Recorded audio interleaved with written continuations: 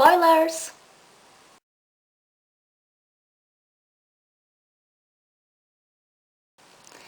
Hey everyone, so first of all my apologies that my hair is really mental. I've just washed it and it's still a bit damp. I wasn't going to do this video just now. I was going to wait until tomorrow and upload it tomorrow, but having just watched Closing Time, the 12th episode of the 6th series of Doctor Who, I thought, no, I can't wait, I've got to do this. So as usual, I've got all my notes in front of me, my very sort of scrappy, scribbly notes, so I'll go through them chronologically and then do an overview thoughts, but I'll be honest, my overview thoughts are going to be kind of waffly, because there's a lot going on just now. Okay, so first of all, the fact that James Corden was back in it, I was kind of excited about. I adore James Corden. I think he's absolutely fantastic. He was great the last time as Craig. Fantastic he was coming back. Really, really looking forward to that. And I think the character worked really well in this episode. You know, I'm very, very happy with that. The fact that we had the Cybermen back, oddly, I was happy about. Some of you guys will know if you've seen my other Doctor Who episode reviews that I hate the recurrence of the same creatures coming back. But when it comes to the Daleks and the Cybermen, I really like it because they are my favourite ones and they associate with both, well, the Cybermen don't associate with Chris Eccleston, but the Daleks do. Previous Doctors, put it that way. So I really was looking forward to the Cybermen coming back. The only episode I didn't like with the Cybermen was the next Doctor, the Christmas 2008 episode. But really did like that. And one of the funniest things ever was when the Doctor licked a bit of chalk. I think it was a purple bit of chalk and he licked it. I just thought that was really cute. When Craig said, "Are there aliens in my fridge?" it just kind of made me think, is this how mental Doctor Who is? The show is absolutely crazy. For all the right reasons, of course I absolutely love it, it's sensational. But it's just a little bit mental, isn't it? It's absolutely fantastic. And what I also realised, and I don't know why it hasn't taken me this long to realise it, it's just sort of taken me this long to say it out loud, I guess. It's so hard sometimes to remember that Matt Smith is human, and I mean that in the nicest way possible. That's much praise for his acting skills, because you watch the Doctor and you just look at him and you think, he looks alien, he acts alien, his movements, his mannerisms, they're alien. And you kind of forget that there's a real human, a real Matt Smith behind the Doctor. So I really like that. It's kind of really sweet. I really like that, yeah. The fact that the Doctor was working in a toy shop to start off with was brilliant. It's a perfect environment for him. And to be honest, I would love to walk into a toy shop and see the Doctor working there. Well, any shop really. But the Doctor working in a toy shop would be magnificent. When he did say though, it's Yappy the robot dog, not as fun as I remember, I did kind of think, oh, K9, I miss K9. Because he was great. Val is played by Lynda Baron, which is really exciting because I always like it when there's cast members who I have seen in other things, so that was really exciting. When we saw Amy and Rory coming towards the Doctor, I was like, hang on, that's weird. It was more weird that Amy and Rory didn't look up and see the Doctor, and I'm like, well, you'd notice there was a weird man. You'd notice that there was a Doctor standing a few metres away from you, wouldn't you? So I'm kind of hoping that there's not a connection between their memory or their remembrance of the Doctor or something. Because in the next episode, if they go back in time, like the next episode has already happened for them. They remember it, even though they don't remember past. It's really confusing how it works. It really is. Hopefully you'll get my drift if you know what I'm on about. And when the little girl came and asked Amy for her autograph, I was like, that's so cute, but why the hell? And then we realised it was the perfume. But because there was no mention of, Amy didn't speak or anything, so it was just as if it was Karen and Arthur going shopping and some fan went and asked for their autograph. So it was kind of sweet. I really liked that, yeah. The Cybermat was very cute. He was adorable, kind of, really creepy a little bit, but I really like the concept of a Cybermat. I love the fact that the Doctor can talk baby. We've touched on that in previous episodes. I think it is absolutely brilliant how they have their little conversations. He just looks really good with the baby in his arms. He really does, you know. I won't tell you my deeper thoughts on that because you will shout at me. But yeah, so I really liked. Absolutely fantastic music in this episode. There were probably 2 moments, I think, when we got sort of the nicest songs. The first one was when the Doctor and Craig were fighting with the Cybermat in the kitchen when Alfie was outside in the little swing. And the second one, oh goodness, when was it? It was the slower piece of music towards the end. Can't remember exactly when it was, but I remember registering in my mind that it was a really nice piece of slow music. So that is really great. when the doctor was self-pitying, when he said, my time's running out, tomorrow is the day, I thought this is just like David's departure all over again.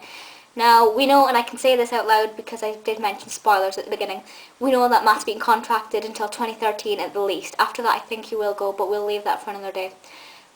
We do know that Matt's been contracted until 2013, so the Doctor's not going to die. The Doctor will never die because they'll always leave it on a high where they can bring it back for a new series if they ever choose to cancel it, which I think, just briefly, 2013 will be the last series or the last big episode or whatever they decide to do. I think the 50th anniversary will be the end.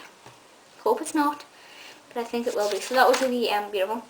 And when he left the handwritten note on the fridge, that was gorgeous. He has the best handwriting ever. So whoever wrote that has the nicest handwriting. The tunnels behind the mirror I thought was absolutely fantastic. And if I went into a changing rooms and pulled back the mirror, which believe me, every time I go into changing rooms now, I will be giving the mirror a bit of a pull, just to see if I can get in behind it. I thought it was brilliant. Genuinely thought Craig would have been turned into a Cyberman.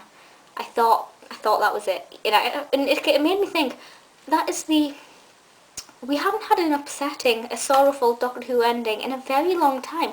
Like, we've had weird endings, but like, there's always been a positive note at the end. I think the last, well, there's probably been other ones, but for example, like in Doomsday, Yvonne Hartman was turned into a Cyberman, and that was a sad aspect that was never turned around to positivity.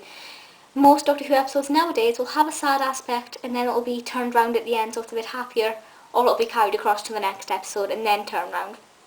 So I thought that was kind of really weird and unexpected, yeah. When the Doctor took the blue envelopes and the cowboy hat, I thought, right, this is where it gets complicated. Because the Doctor's already given out those envelopes and the cowboy hat, but at the same time he hasn't, because it was his future self, and then he's doing it again.